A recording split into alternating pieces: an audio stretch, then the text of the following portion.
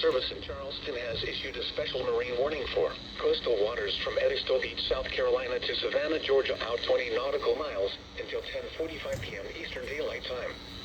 At 8:54 p.m. Eastern Daylight Time, a strong thunderstorm was located 5 nautical miles northeast of Port Royal Sound, moving southeast at 10 knots.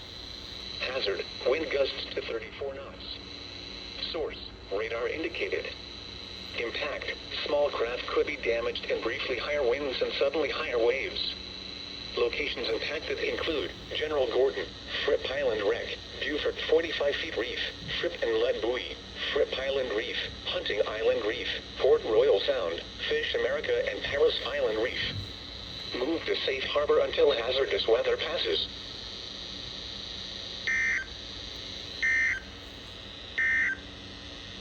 This is a hazardous weather.